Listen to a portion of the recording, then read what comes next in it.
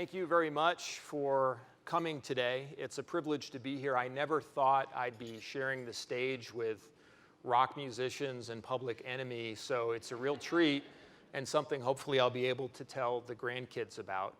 I'm fortunate enough to be here to talk about one of my favorite subjects and a passion of mine, artificial intelligence. And I hope that everyone in the audience is thirsty for PowerPoint, because you know when Microsoft sends the guy in a suit, that's exactly what you're going to get. And when you get the guy with a tie, you're going to have a lot of slides. So I promise not to disappoint on that front.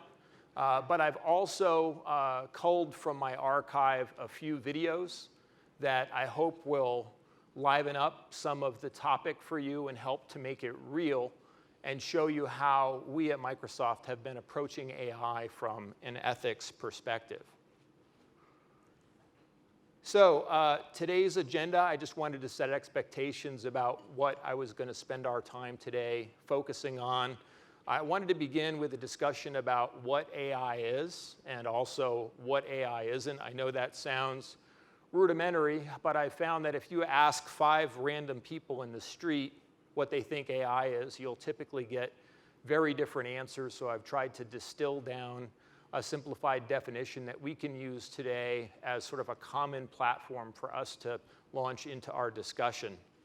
I want to talk a little bit about what AI can do, what it's doing today, how it's beginning to change the world today, and how it will continue to change the world in the future. And then I want to pivot to talking about ethics relative to artificial intelligence. And I thought it would be helpful for this group to talk a little bit about how we're approaching some of the ethical challenges and opportunities with artificial intelligence as Microsoft, as a kind of case study. And I mean, whenever you're confronting something that is a frontier field like artificial intelligence, you can't really anticipate what some of the challenges will be when you're at the beginning of the journey. And so I want to spend some time talking about the principle-based approach we've evolved to be able to tackle some of these issues. And then lastly, sort of extrapolating from our own learnings and experience, I want to just leave you with some suggestions or for some food for thought about how you can think about incorporating ethics into your own use, positive use of artificial intelligence. So I wanted to start today, we'll go old school, do the show of hands thing. I just wanted to get a sense from the audience about how many of you have within your organizations folks who are even thinking about AI ethics today or have any kind of expertise. Okay, it looks like about 1/3 of you, and this is a highly sophisticated audience, so you can see we're just at the beginning of this. And then how many of you in this room think that having this expertise in the next 5 or 10 years is going to be important? Okay, just about everybody in the room. Great.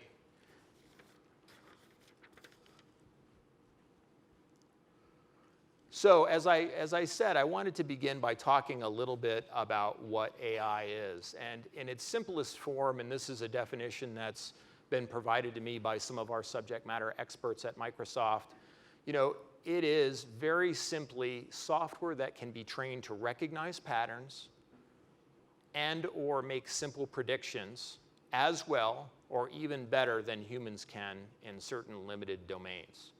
So very straightforward and very clear.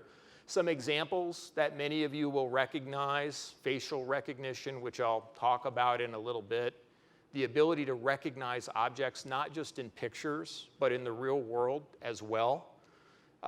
Artificial intelligence is getting increasingly capable of being able to classify emotions, understand simple commands, and again, back to the pattern recognition, be able to diagnose disease with increasing capability.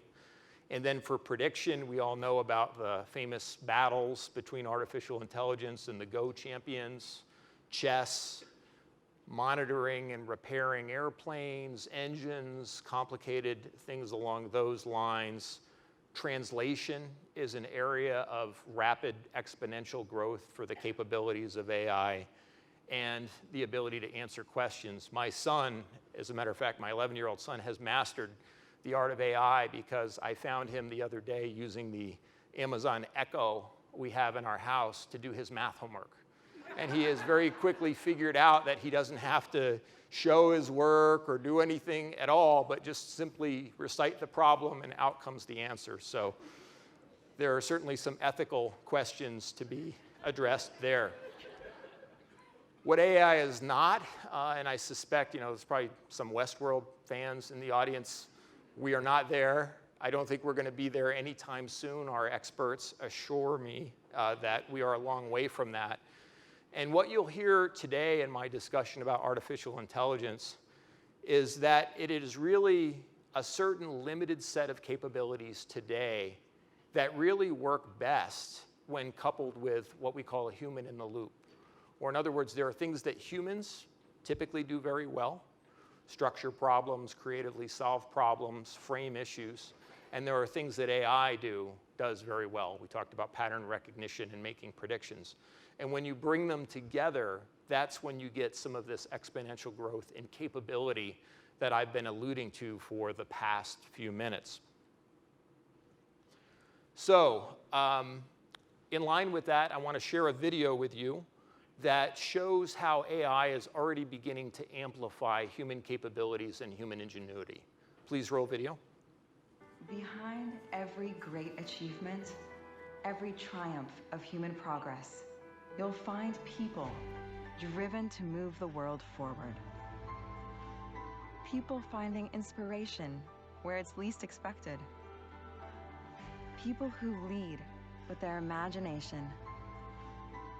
But in an increasingly complex world, we face new challenges. And sometimes it feels like we've reached our limits. Now, with the help of intelligent technology, we can achieve more. We can access information that empowers us in new ways. We can see things that we didn't see before. And we can stay on top of what matters most.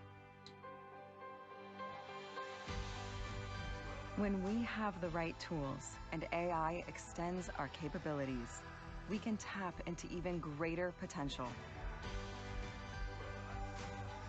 Whether it's a life-changing innovation, being the hero for the day, making a difference in someone's future, or breaking down barriers to bring people closer together.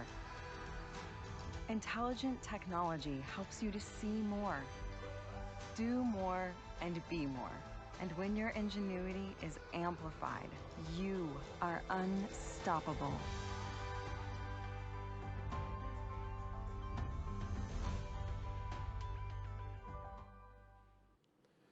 So, a quick video snippet to show you some of how our artificial intelligence technologies are being used today, sort of in the broader world.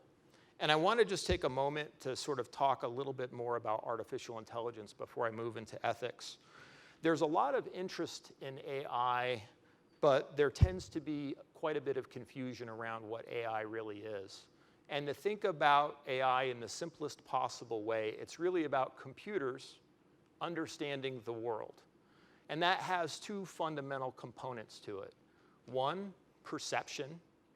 And with perceptions, machines have been able to, quote unquote, see and hear the world for some time. Photography's been around since the late 19th century, and I can remember all the way back to 8-track tape players. So, these recording capabilities have existed for quite a while. But what's really changed with artificial intelligence is this capability for cognition, the ability for computers to actually take some of this data that it's able to perceive from the world through various kinds of sensors and make intelligence out of it.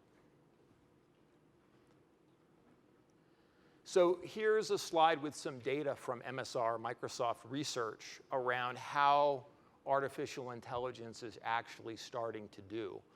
And you can take a look back in 2016, a few years ago already, Vision was at 96% of human parity. So a computer at that time could see as well as a Stanford graduate. Speech, human parity, the ability to understand language, the ability to transcribe language. A lot of you use various kinds of dictation software. Already is at the level of professional people who are doing that today. Translation, 70%.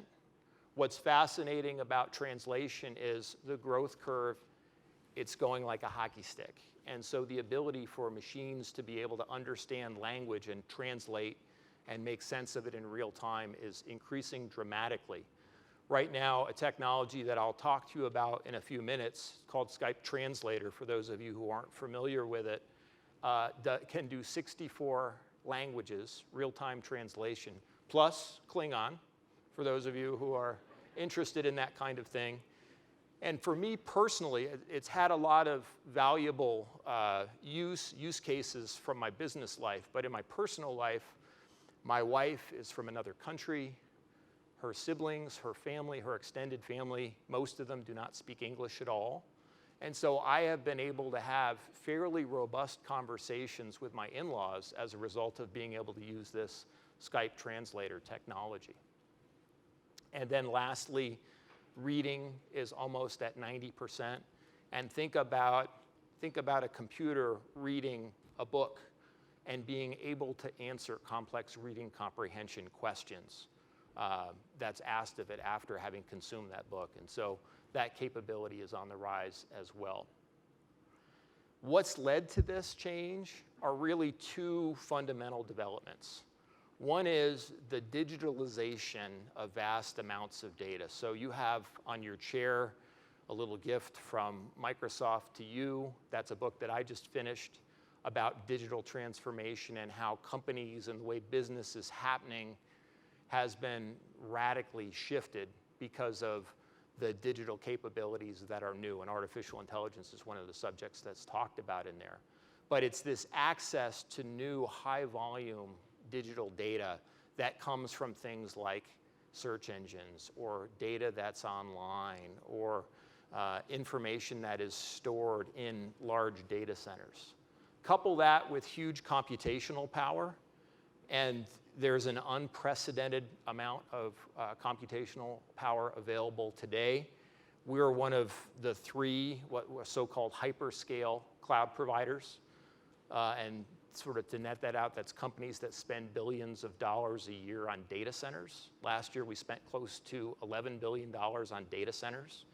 And for those of you who have never seen one, think about a warehouse several football fields in size that is filled with nothing but security and computers. That's it. And it's designed to do things like stream your Netflix or host your Office 365 or all those things that you do every day on your phones. A lot of the capability and the power to do that resides in these data centers, which typically represent between an $800 million to $1 billion investment apiece. So they're very significant in terms of their scale and scope. I wanted to just say something before moving to the ethics section about our mission at Microsoft. So some of you may be familiar with the company. Over 40 years ago when the company was established, sort of Bill and Steve and Paul, the mission was at that time to put a computer on every desk, in every home, in every office. And so obviously the world has changed dramatically from that period in time. But really the thrust of that, what underpinned that was the idea of democratizing technology. In other words, taking million-dollar mainframes and finding a way to make it so that everyone, not just huge, Fortune 500 corporations could benefit, but that everyone could benefit from these advancements in technology and use it to improve their lives. Now we're at the stage where people have these massively powerful computing devices in their pocket. So as I said, it's a different world today. I would say the next foundational shift at Microsoft was the move to the cloud that really was heavily underway a decade ago. And a lot of folks have found their way there. Most folks have found their way there. And again, while the cloud is different from putting a computer on everyone's desk, the underlying goal was the same, and that is to democratize computing power so that not just Fortune 500 companies, but anyone, customers, partners, developers can have access to huge amounts of computational resources with a model where you just pay for what you need. You don't have to build out a huge infrastructure, but you can essentially lease this capacity and capability and host your software on it and leverage that technology. And I would say now, in the last 2 years at Microsoft, we're undergoing another shift, and that is about democratizing artificial intelligence. And so our CEO, Satya, would say that Microsoft is first and foremost a tools company, which may be news to some of you who think about Microsoft perhaps first as a software company because of Office and other technologies we have that you may be familiar with. But really, our mission has always been to create tools. And our goal, our sort of mission statement, our corporate mission statement, is to help people and companies realize their potential. And so we build software like Office 365 or Azure or other kinds of technologies for people to use it to do great things. And that's always been our goal, and that's our goal with artificial intelligence right now.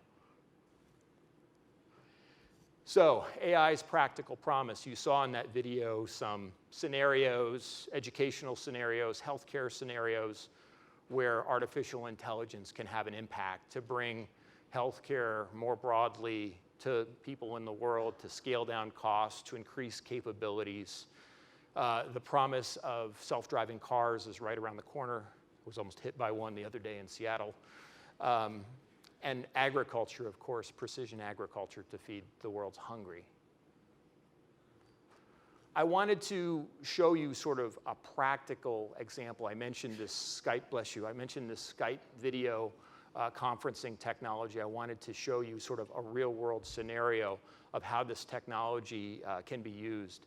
And I'll encourage you all to go out and check it out if you haven't seen it yet, because it is available free for people to play with and explore and use in their own lives. Can we roll video, please?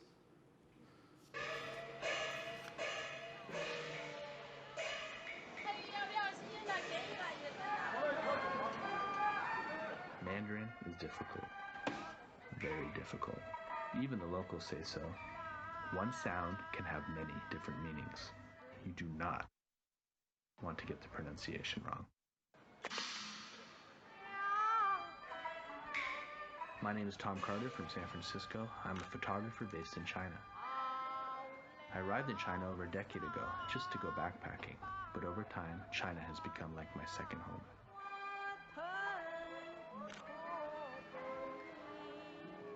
I'm the author of China Portrait of a People, a photography book I created during my 2-year, 35,000-mile backpacking journey across China.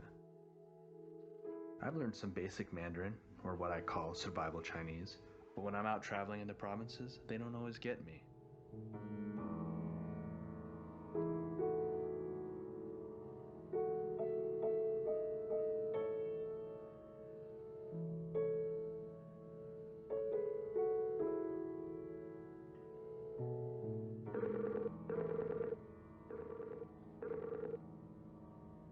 Can you understand me now, Shangbin? 你现在能理解我吗？ Tom， 你会讲中文啦 He, you speak Chinese. Thanks, Shangbin. Your English has improved too. It's really nice to see you again, and also nice to talk to you. So, do you know where I can get a good picture from up in the hills? 那些山有很多秘密。 Yes, there are many secrets. What time should we start out for the top? 星期四早上5点出发。 Thursday, we start at 5 in the morning. That's gonna hurt. 没关系，晚上补偿你一下，请你吃啤酒鱼。 It's okay. I will make it up to you by treating you to beer fish in the evening. Thanks, Shangbin. You know me too well. 谢谢你，你太了解我。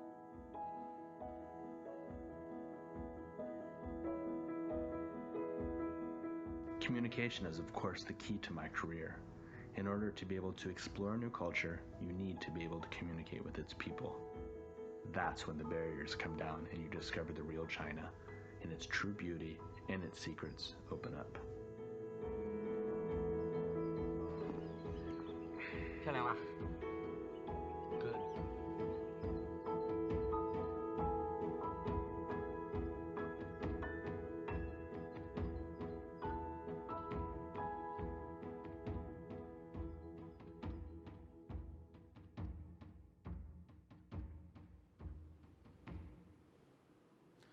So that's just sort of one example of dozens I could give you about artificial intelligence technologies that are in development or close to finalization that are about to roll out. And you can see where capabilities like that will dramatically transform the way people do business, people interact in their social lives.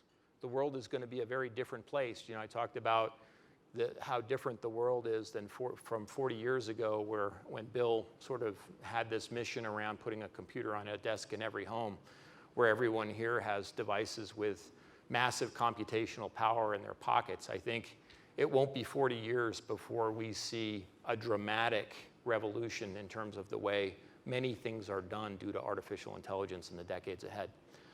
So along with this, AI is going to have a dramatic impact on the economy, the world economy.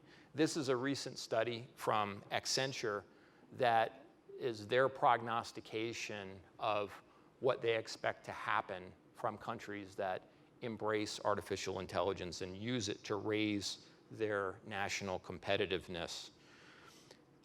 There's a phrase here that they have: artificial intelligence is the future of growth and promises to transform the basics of economic growth for countries across the world. So you can see sort of at a high level the change, the sea change that AI is poised to have on the business world as we know it. But this, of course, raises the question of AI ethics. And I don't have to talk about Westworld to get into that ethical discussion. There are lots of issues, unanticipated issues, as I talked about at the beginning of this discussion, that need to be dealt with. So as computers behave more like humans, what does this mean? We're now empowering computers to take decisions that have previously been taken by humans. But as computers behave more like humans, it's important to think about the impact that they're going to have on people and the ethics that needs to underpin AI. Because the main point is, every ethical question that's ever been faced by humanity is now an ethical question we need to think about in relation to computing. And so at Microsoft, we've thought deeply about ethics, and we've come up with a framework, 6 principles for ethical AI that we use to help guide us. And in formulating these principles, we cast a very wide net. You know, it wasn't limited to technologists inside the company, but we partnered with academics, we partnered with ethical thought leaders like the people in this room to help us think through an approach, a principle-based approach that could help us as we navigate this new uncertain terrain. And so this is our framework. This is sort of our set of guideposts, as it were, for how we're thinking about ethical AI. And it's laid out the way it is for a reason. The 4 principles across the top: fairness, reliability and safety, privacy and security, and inclusion are the primary principles. And underneath them are the foundational principles of transparency and accountability.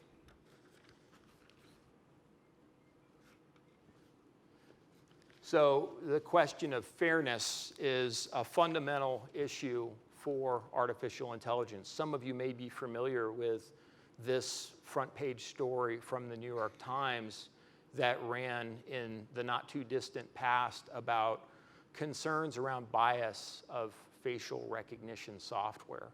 And so again, this is what happens when you're on the frontier and when you're on the edge developing new technologies. And Essentially, to summarize the situation,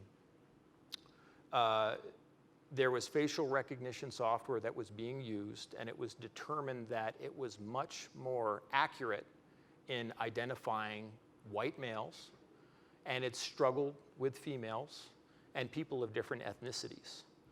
And so taking a step back from that, it was discovered that a lot of this, this really came about from not having a sufficiently diverse data set that was fed into the computers, right? As everyone knows, a computer just spits out what you put into it. And so it's a clear real-world example of how you have to be very, very thoughtful about a range of different issues when you're developing new technologies like this. Reliability and safety, this is a principle, a standard that I think many of you can relate to. You know, sort of if you go back in time, I think the automobile is a great example of the importance of reliability and safety from a technology standpoint. And it's a great metaphor for AI, because I think you'll see in the years and decades ahead, the quote unquote rules of the road get better defined. If you go back in history and look at the history of the automobile and driving, it was actually pretty scary to be driving, 75 years ago. If you look at mortality rates and improvements and road improvements and rules and laws and all that sort of thing, we've been able to make dramatic progress. And I think the same thing will happen over time with artificial intelligence. Privacy and security, this really represents an opportunity for Microsoft and other companies in the industry offering AI solutions to customers to show what we've learned, to apply what we've learned. We do business in 160 different jurisdictions around the world. We have a vast, complicated regime of privacy and security requirements that we are obligated to help our customers comply with. GDPR is a significant new development to that I suspect many of you are intimately familiar with. And then our chief legal officer, who's also our president, has a phrase that I love, and he talks about how you can't have privacy if you don't have security first. And so we build and prioritize security at the core of everything we do. And then inclusiveness. And by inclusiveness, I mean here, it's back to this idea of the democratization of our technology, right? That we are building solutions that can be used by everyone. That is our goal. That is our architectural goal from day one. And we mean inclusiveness not just from a race or a gender perspective, but also from where you are in the world or a capabilities perspective. And I'll talk a little bit about our AI for accessibility program in a few minutes. Transparency, this is the first of the two foundational principles. And obviously, it's essential to everything we do to be able to explain what we're doing, to have a transparent process so that we can get feedback from people. And without transparency, we'll have no way to benchmark how we're doing on the first four principles. So that is certainly a priority and at the center of much of what we do. And then lastly, and arguably the most important, is accountability. And ultimately the biggest question for our generation, as the first generation that is bringing AI to society, is how to ensure that computers will remain accountable to people, and how to ensure that the people that design computers remain accountable to everyone else. One of the ideas that is being discussed, debated quite aggressively in the technosphere around these issues is this idea of the equivalent of a Hippocratic Oath for coders. Will we see something like that rise up?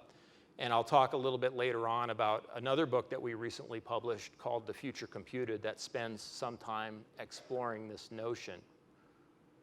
It's great to see these kind of dialogues taking off. How can AI empower people? One really uplifting question to look at is how can we use AI to change the world in the positive way? And I wanted to share some content with you that takes a look at how we are taking our 6 principles and putting ethics into action, to appropriate sort of the tagline of the conference, how we're trying to make some of what we're talking about here real in the context of changing the world.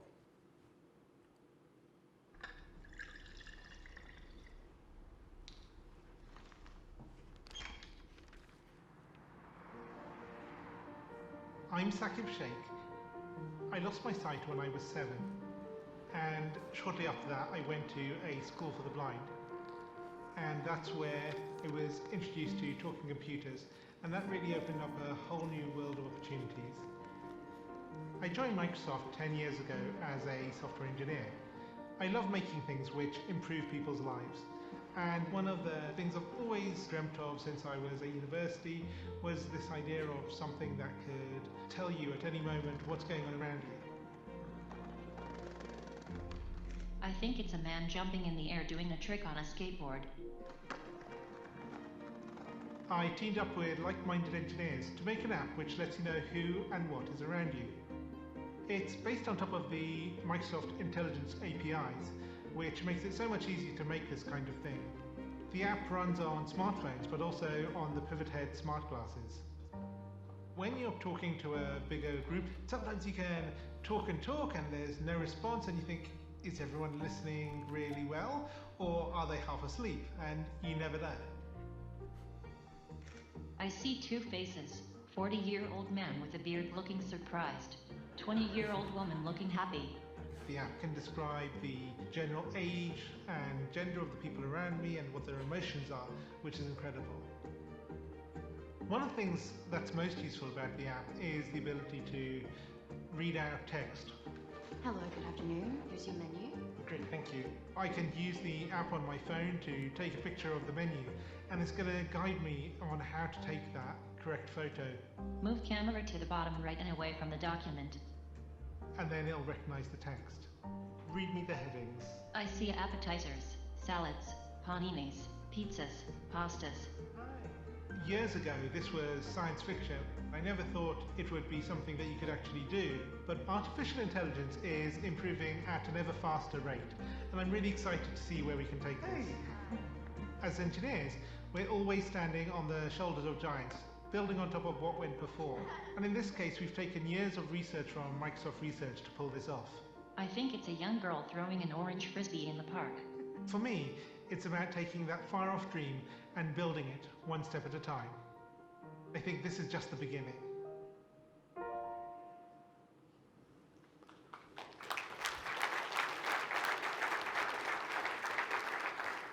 It's a privilege to work for a company that does things like that.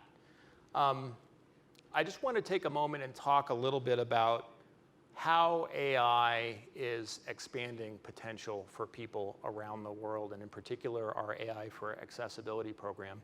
I talked a little bit earlier about sort of where we're going with artificial intelligence, really focusing on perception and cognition, right? The two sort of defining characteristics of artificial intelligence.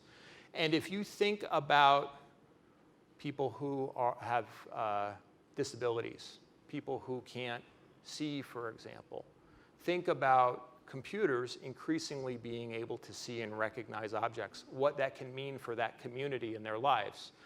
Or if you can't hear, the ability to have optical character recognition and be able to understand text and have it read back to you, or translate things into ways that people who have physical disabilities may not be able to do naturally. And one thing I would suggest is, in the next 5 years, the most value from artificial intelligence, I predict, will be realized by the north of 1 billion, or roughly 15% of the population of people in the world who have disabilities. So we already saw our Seeing AI video. And our AI for Accessibility program, that Seeing AI program, slots within that. And that is part of a larger portfolio we have at Microsoft that we just call simply AI for Good. And so this is a set of efforts and investments and technologies we're driving forward to try and help create a better place with the technologies that we are helping to invent. AI for Earth, as you might imagine, is focused on sustainability, global warming, helping to prevent that, issues around precision farming, farming in a way that can help feed more people, help preserve the environment. And then our newest program, and this will be the last video I show you, is AI for Humanitarian Action. And this is an effort that we just kicked off a few months ago, and I'd like to share with you a little bit about that. Now, our AI for Humanitarian Action has 4 essential categories that it focuses on. Disaster relief, which, it's sad to say, but I don't think there's ever been a time, at least in my life, where it feels like we need more support from big companies in that respect. Needs of children, obviously helping to feed children, to ensure they get health care, to ensure that they get access to good education. Support for refugees and displaced people. And then lastly, as we can, the goal of protecting human rights around the world. Can we roll video, please?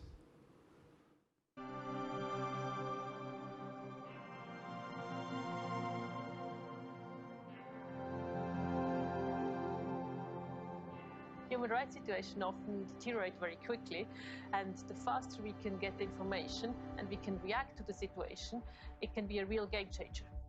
New technologies are advancing so rapidly, and technology companies can advise us on how best to use those technologies to protect and promote human rights.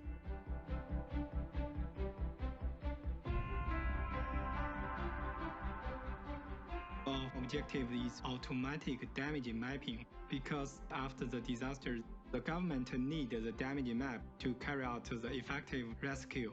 If we can save the time to grasp the ground damage information, we are able to save a lot of life and facilities. In a new partnership with the World Bank, United Nations, and tech industry partners, we'll be better able to predict when and where famine will occur. Operation Smile's vision really sinks in with what I feel is a fundamental human right. What the volunteers do for the children may seem like a small thing, but they're able to change the lives of the families forever. We're creating a chatbot-based experience for refugees coming out of the Syria conflict.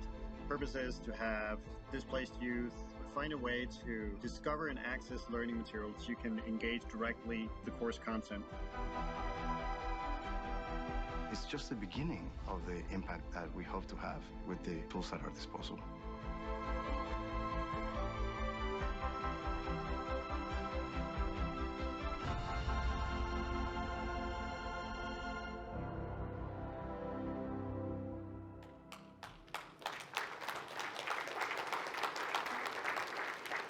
So that is the newest program we've kicked off at Microsoft, and look to be making a real commitment in the weeks and months and years ahead in terms of using our artificial intelligence to make a real impact in the world.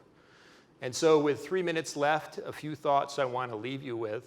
What can you do to help prepare your organizations for AI? What things can you do? What guidance, what suggestions can I make? And I'd say that it all begins with the foundation of knowledge. And I would say, to the extent that you can begin to focus, and AI is a rapidly developing field, that you can begin to engage and identify people in your organization who can help your enterprises, to help steward your enterprises through some of the questions that will inevitably arise. And I would say the foundation is that knowledge, but you also have to have courage. And so, in the weeks and months ahead, I would suggest, as you can, build the expertise your team needs to apply ethics to AI.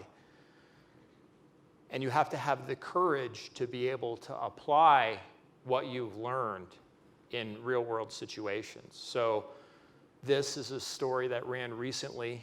Brad Smith, our President and Chief Legal Counsel, whom I referred to earlier, published a blog after we saw the New York Times story about Microsoft's perspective on facial recognition software. And I'd encourage you all to read his post. It's on the Microsoft on the Issues website if you're interested.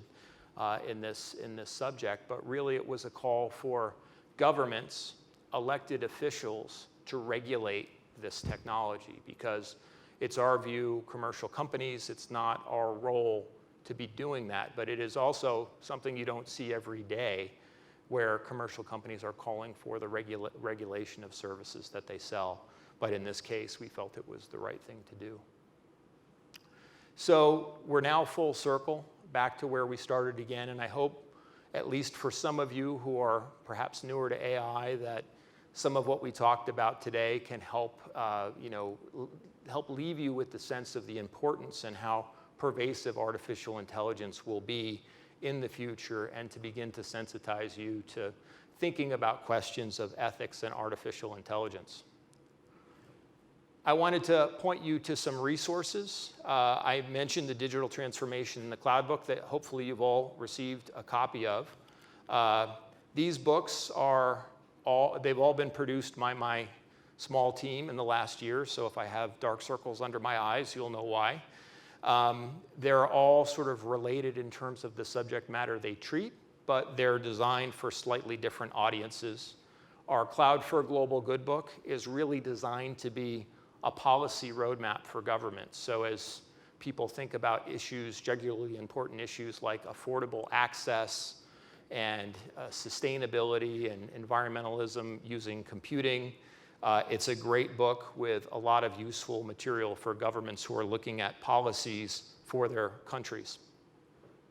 The Digital Transformation in the Cloud book that I shared with you is really designed for the community of what we call compliance decision makers, or CDMs, who often are advisors to their C-suites and their boards to help them understand issues of privacy, security, and compliance. And then lastly, and most germane to our discussion today, The Future Computed, which is a book that is absolutely focused on artificial intelligence. It talks about the 6 principles I touched on. And for those of you who are interested in going deeper on what I talked about today, it's a great resource to learn more. These books are available on Microsoft.com. You can get them freely as downloads. They're on Kindle as well. You can't get them free there because of the business model associated with that, but you can get access to all those books through those various channels. I'd also encourage folks to learn, as they learn more, to join the discussion on LinkedIn. I have a weekly blog that I'm responsible for, and I bring in various subject matter experts from around the company, including some of our ethics experts and technologists, to talk about these different issues. So, please reach out to me on LinkedIn. It's a platform I try to be as active as I can on, and I think it's a great vehicle to share and disseminate information. With that, I thank you for your time today, and wish you a successful conference. Thank you.